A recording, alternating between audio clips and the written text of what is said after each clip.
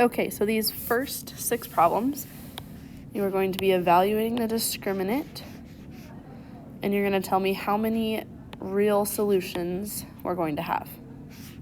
Okay, so remember our discriminant is the part that's underneath the square root, so that's the b squared minus 4ac part. Okay, so what we want to do is we want to identify our a, b's, and c's first of each problem, and then we can plug those into our formula and figure out our discriminant and number of solutions.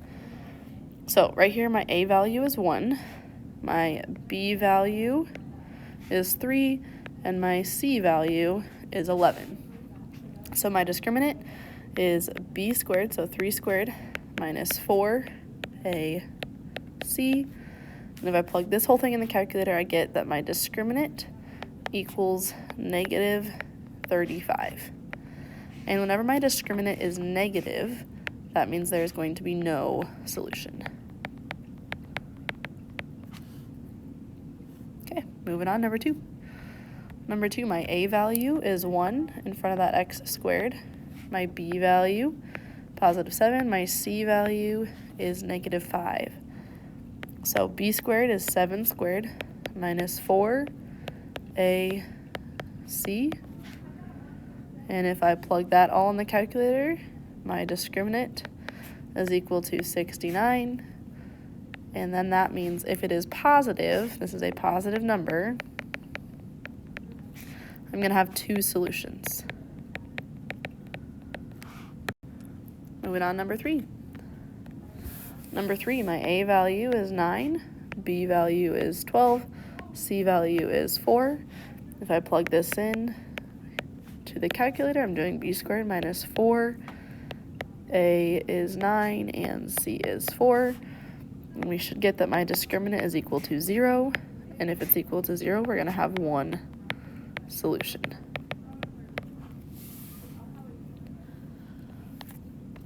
Number 4. I've got my a value is 2, b value is 4, c value is 2.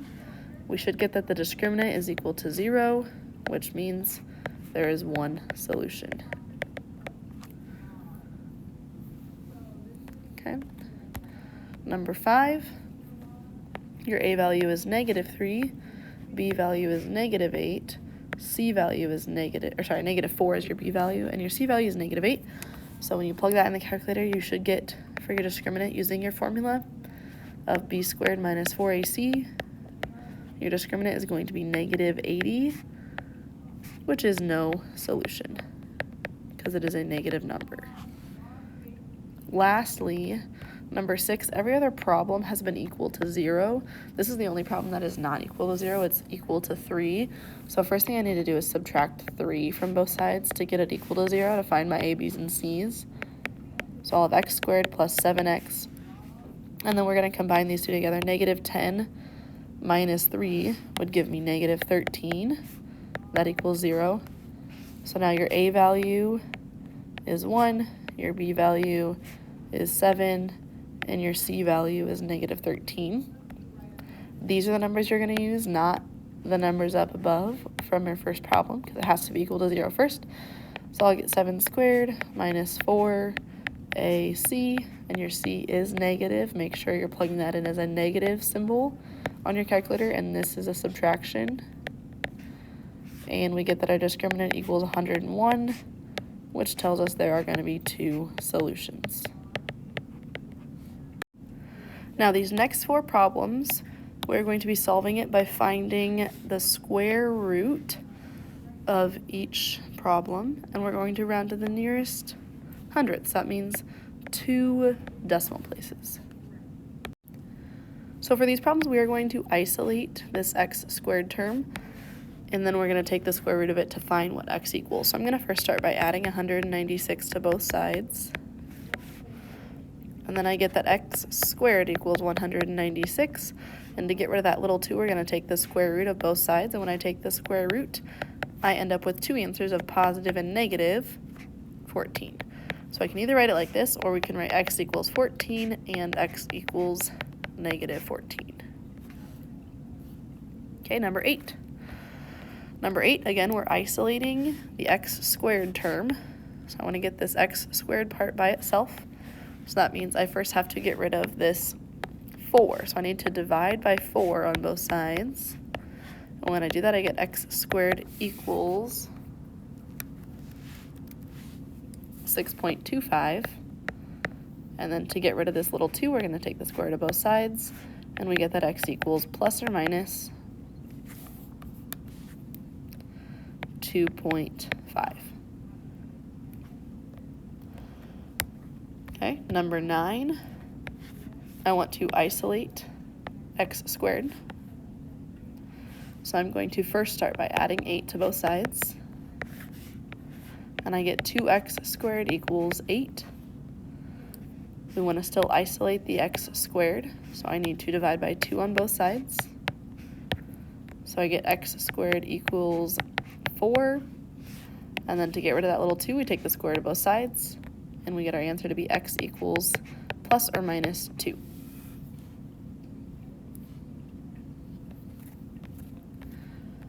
And lastly, number 10, I want to isolate this x squared term. So I'm going to start by adding 4 to both sides. And I get 1/2 x to the second equals 4. And then the tricky one here, to get rid of 1/2, we are going to multiply both sides by 2. So I get x squared equals 8. And then to get rid of the little 2 there, I'm going to take the square root of both sides. And we get that x is approximately plus or minus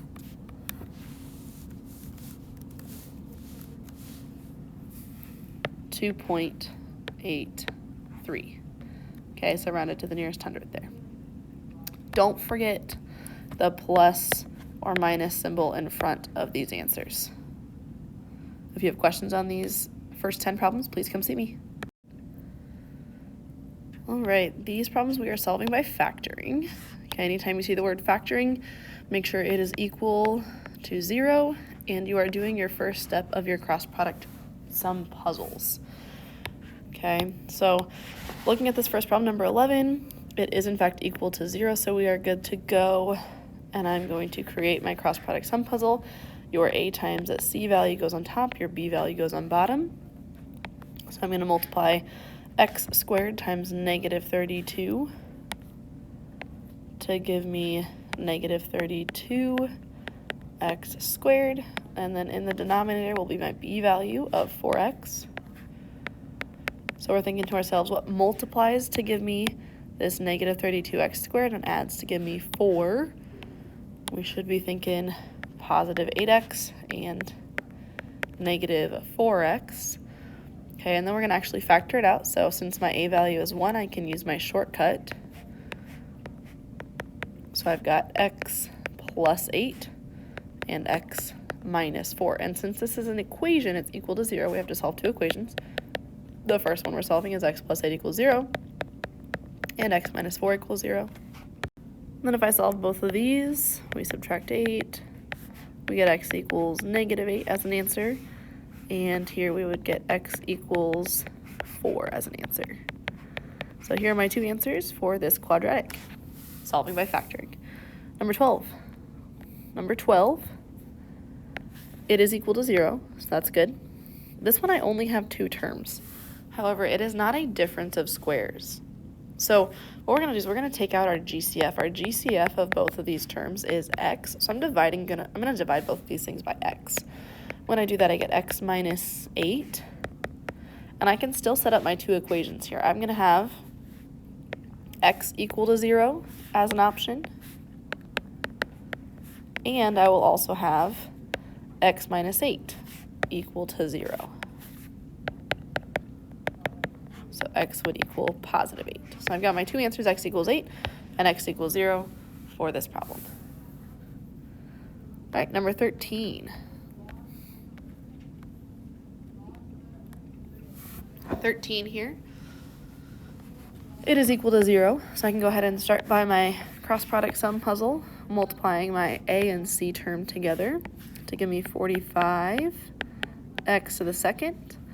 And then my b value will go on the bottom, so negative 14x. thinking to ourselves what multiplies to give us a positive 45 and adds to give us negative 14.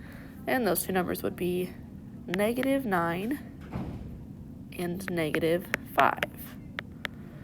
Okay, since my a value is 1 here, I can go straight to my final answer.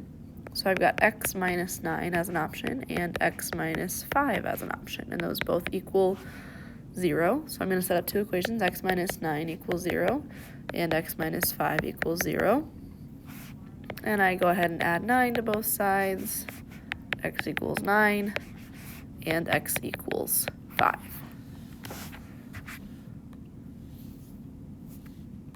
Okay, last one by factoring here. It is not equal to 0, so first thing that we're going to have to do is subtract the 21 from both sides. And when I do that, I get x squared minus 4x minus 21 equals 0. Now that it's equal to 0, I can do my cross product sum puzzle, multiplying my a value and c value together to give me negative 21x squared. And then my b value here would be negative 4x. So it multiplies to give us negative 21 and adds to give us negative 4. That would be negative 7x and positive 3x. Since my a value is 1, I can use my shortcut. And we'll have x minus 7, x plus 3. And the two equations that we're solving are x minus 7 equals 0 and x plus 3 equals 0. So we'll get x equals 7 as an answer and x equals negative 3 as an answer. All right. Number 15 and 16 are both going to be using the quadratic formula, and we're going to round to the nearest hundredth. So hundredths means 2 decimal places, so like 0.23 would be to the nearest hundredth, 0.23, okay? So it has to be equal to 0 still, and then here's our quadratic formula that we will be using. Negative b plus or minus the square root of b squared minus 4ac all divided by 2a, okay? So first thing in number 15, we got to subtract 21 from both sides. We get x squared minus 4x minus 21 equals 0. If you notice here, this is similar to problem number 14, except for this time we're using the quadratic formula instead. So my a value here is 1, my b value is negative 4, and my c value is negative 21. So now I just have to plug it into this equation. So I've got x equals negative b plus or minus the square root of b squared, make sure you put it in parentheses, minus 4 times a times c. And this whole thing is being divided by 2a, which is 1. Okay, so we're going to simplify this. We've got two answers that we're going to have, x equals and x equals. If I simplify here, negative 4 gives me a positive 4, so I'm going to have 4 on top. In the denominator here, simplify 2 times 1, that's going to give me 2, so in the denominator for both of these, I will have 2. And then one of them is going to be a positive, one of them is going to be a negative. I need to plug this whole thing into the calculator. So this whole thing right here, I'm going to plug into the calculator, including the square root and everything. And when I do that, we should get 10. So I've got 4 plus 10 and 4 minus 10 divided by 2. So we'll get two answers. First one would be 14 divided by 2, which equals 7. So x equals 7. And 4 minus 10 gives me negative 6 divided by 2. So x equals negative 3. So those are my two answers, which is exactly what we got right up here for number 14. Okay, and number 16 here is equal to 0, so we're good to start. I've got my a value here, which is 4, my b value, which is 7, and my c value, which is negative 15. So I'm plugging that straight into my formula. I've got x equals negative b, which is 7, plus or minus the square root of b squared minus 4ac, all divided by 2a, which is 4. So I can simplify this into my two answers. I'm going to have x equals twice. We'll start out by just writing negative 7 for both of them.